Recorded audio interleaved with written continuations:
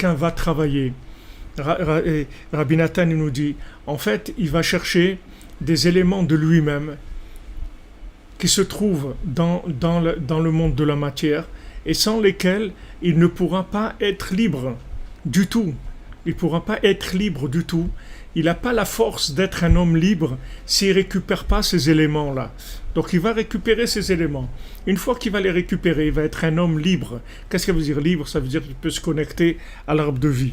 Donc ce qu'il dit Rabbi Nathan ici, tout l'argent et la parnassa que quelqu'un gagne par le fait qu'il va fatiguer ses mains, qu'il va la travailler, cet argent-là, ce sont des étincelles de Gdusha, chez Birer Minasitracha, qu'il a récupéré du côté négatif. C'est-à-dire, quand Adam Arishon a fauté, c'est tombé dans le côté négatif, dans le côté du serpent. Maintenant, il va les récupérer.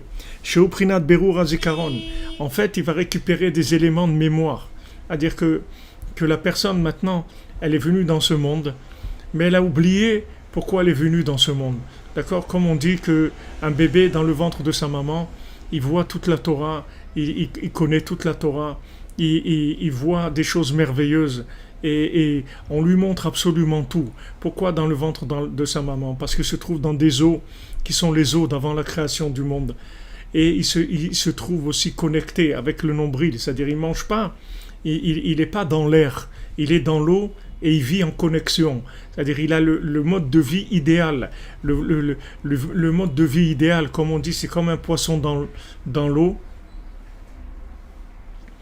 C'est ça le mode de vie idéal. C'est-à-dire que maintenant, il est directement dans un monde aquatique, c'est-à-dire il est dans le monde dans l'eau, qui est la Torah vivante. La Torah elle est comparée à l'eau, parce que l'eau c'est la Torah vivante, et on en avait parlé, Rabbi Nathan nous en parle, et Rav Nachman il en parle aussi dans Corvéon, que l'eau, la sensation de plaisir qu'on a quand on est dans l'eau, ou qu'on se douche, ou des choses comme ça, en fait ça vient de la présence divine très forte qui se trouve dans l'eau.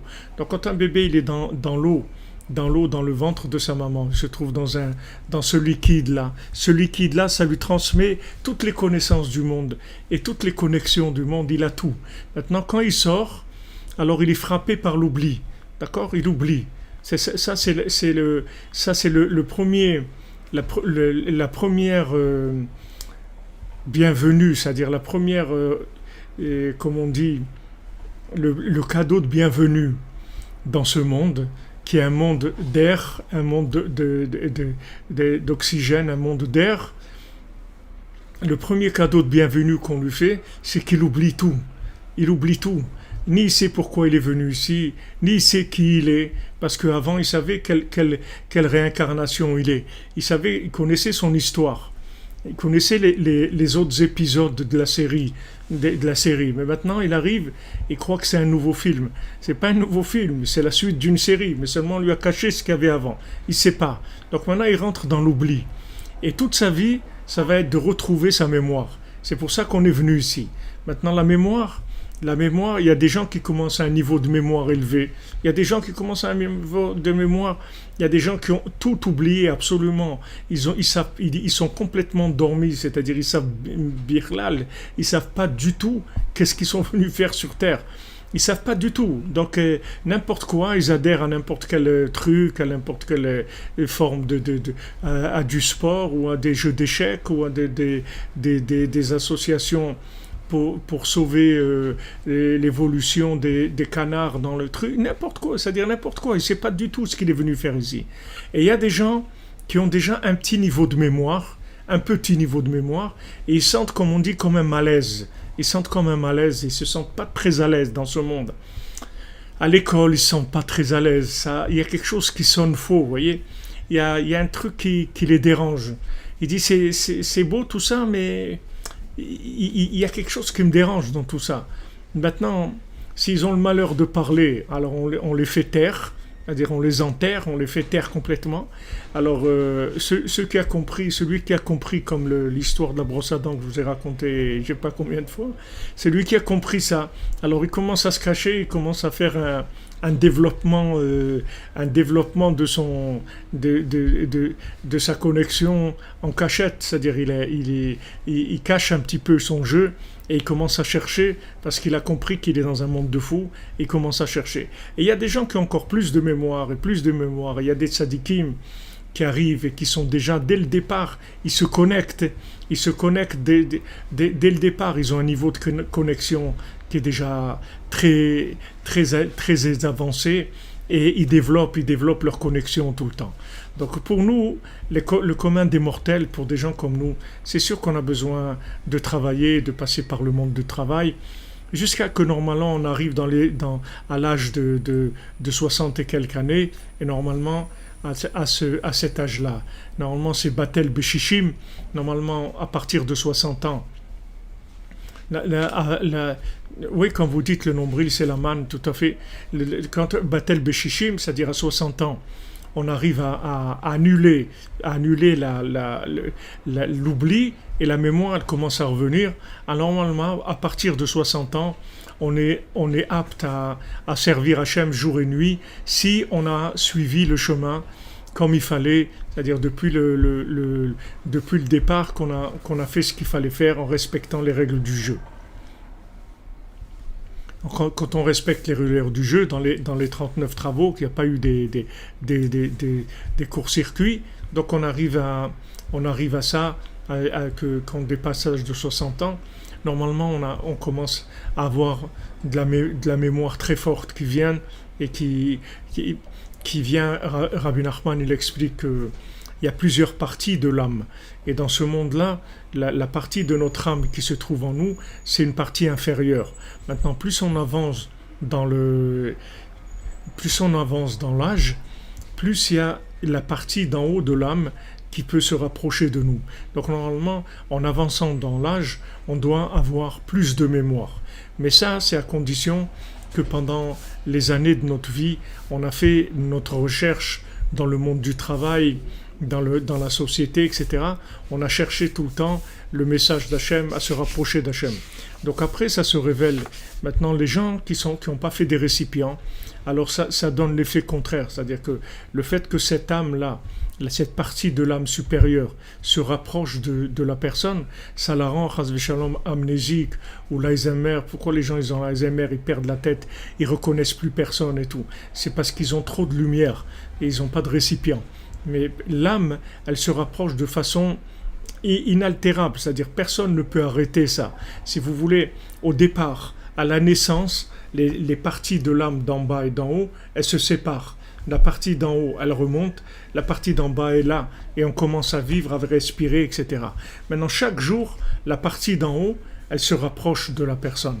Chaque jour, elle se rapproche. C'est-à-dire, chaque jour, la personne, elle reçoit plus de lumière de son âme. Chaque jour de sa vie. Et à 120 ans, quand il doit quitter ce monde, alors c'est la connexion des deux parties, et ça fait que la personne quitte ce monde et va dans le monde supérieur, dans son endroit où elle doit être dans le monde supérieur.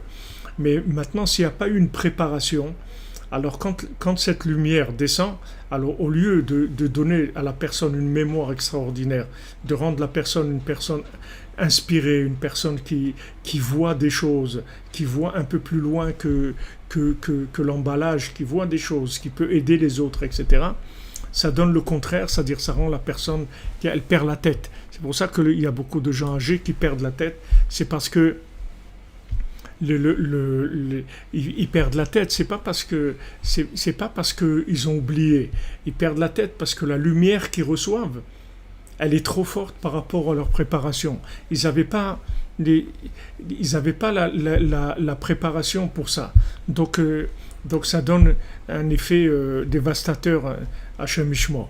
Donc ça, Rabbeinu l'explique ça. Il y a toute une Torah dans l'écouté Moran où Rabbeinu dit, c'est pour ça que heureux ceux qui se trouvent au moment où le tzaddik il va quitter physiquement ce monde, ceux qui assistent à ce moment-là, alors ils reçoivent une lumière très grande, parce que la partie de l'âme du tzaddik qui se trouve en haut et qui peut absolument pas venir dans ce monde, elle vient pour un instant pour récupérer la partie d'en bas, et à ce moment-là une très grande lumière qui vient pour tous les gens qui sont présents.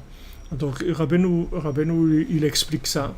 Et la Mishnah aussi, dans, le Maxime des Pères, dans Pirkei Avot, la Mishnah dit que les gens qui ont pas cherché à se rapprocher d'Hachem dans leur vie, alors quand ils vieillissent, alors da'atan mitarefet alehem, ils perdent la tête complètement. Tandis que zikne, talmidei chachamim, les gens qui ont cherché la sagesse d'Hachem dans leur vie, quand ils deviennent vieux, alors da'atam mitiashevet alehem, c'est-à-dire que leur esprit, ils s'installent et ils arrivent à prendre conscience de choses et leur mémoire se développe de façon extraordinaire. C'est pour ça que vous verrez souvent des rabbanim qui ont un certain âge et tout, qui voient des choses que la plupart des gens ne voient pas. Pourquoi ils voient des choses? Parce que tout simplement, la lumière de leur âme qui vient, elle se connecte avec des récipients, elle donne une vision plus profonde des choses. Donc pourquoi je vous ai dit ça? C'est par rapport à maintenant le fait que la personne, elle doit aller travailler. Quand elle va travailler, elle va chercher des éléments d'âme qui lui manquent. Il lui manque, c'est-à-dire elle ne peut pas continuer son chemin sans ça. C'est des parties de son âme qui sont prisonnières dans le monde des clipotes, dans le monde de la matière, d'accord? Et quand elle va aller travailler, elle va avoir beaucoup d'épreuves. Et chaque épreuve qu'elle va avoir, elle va faire sortir des éléments. Elle va faire sortir des éléments. Une fois qu'elle a complété son âme, qu'elle est apte à la connexion, à l'arbre de vie, Hachem, il va lui ouvrir toutes les portes. Il n'y a pas besoin de... Je veux dire, il ne faut pas croire... Il y a des gens qui me disent des fois, ouais, mais Rav, si on rentre dans le monde du travail, on se perd dans l'argent et trucs. Mais si tu rentres si tu rentres dans le monde du travail et tu te perds dans l'argent, ça même, c'est la preuve que tu devais être là-bas. Il y a pas... Pourquoi tu veux te sauver? Tu ne peux pas te sauver dans ce monde. Tu crois que tu vas te sauver? Tu ne peux pas te sauver. Tu peux pas te sauver. C'est-à-dire que si maintenant tu es rentré dans le monde du travail et tu te fais attraper par la course à l'argent, etc., alors ça, même la preuve, regarde quel niveau tu te trouves, qu'à peine tu as commencé à toucher l'argent et tout, tu t'es éloigné complètement d'Hachem. Ça même, c'est la preuve que... Et quoi? Toi, tu veux aller vers l'arbre de vie. Avec quoi tu vas aller vers l'arbre de vie? Va te rendre fou complètement, l'arbre de vie. C'est-à-dire que tu vas pas pouvoir gérer cette lumière-là. Si déjà, dans le monde du travail, qui est un système qui est vraiment c'est comme quelqu'un il joue avec un train électrique et il veut pas le train électrique, il veut conduire une locomotive, il veut un vrai train. Attends, maintenant déjà le jeu du train électrique, tu vas arriver à conduire une locomotive. C'est pas... Alors justement, parce que si la personne est rentrée dans l'épreuve du monde du travail et la balle s'est perdue, il n'y a pas une plus grande preuve qu'elle doit être dans le monde du travail que ça. Parce que si déjà la balle s'est perdue, ça veut dire que vraiment elle n'est pas apte du tout à la connexion à l'arbre de vie. Maintenant, ça ne veut pas dire ça ou ça. C'est-à-dire qu'on peut faire les deux, il n'y a aucun problème. Comme il dit le Rambam, il y a les 3-8, il n'y a aucun problème. Quelqu'un il peut travailler 8 heures par jour et étudier et prier 8 heures par jour, il n'y a aucun problème. Et même plus que 8 heures s'il veut. Il n'y a pas de problème sur ça. Mais il faut qu'il ait un contact avec le monde du travail parce qu'il a des choses à récupérer. Et s'il ne les récupère pas, c'est dommage, il ne pourra pas avancer après. Même dans sa Torah, même dans sa prière, il ne pourra pas avancer. Il a des choses à faire et ces choses-là elles se trouvent dans le monde du travail.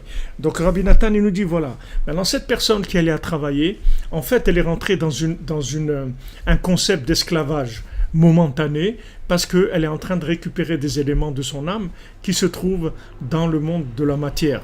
Et par ces échanges-là qu'il va y avoir, en fait, il va récupérer des éléments de son âme dans les échanges qu'il va y avoir, que ce soit des échanges commerciaux, que ce soit des échanges dans le travail manuel, que ce soit n'importe quelle activité que la personne elle fait par rapport à ce monde-là. Le seul but de cette activité, c'est de récupérer des éléments de son âme qui se trouve là-dedans. Et Hachem, il lui présente dans des situations qui sont très très adaptées à lui. Chacun dans son travail, chacun à sa place, chacun là où il est, dans l'endroit où il vit aussi, tout est calculé pour ça.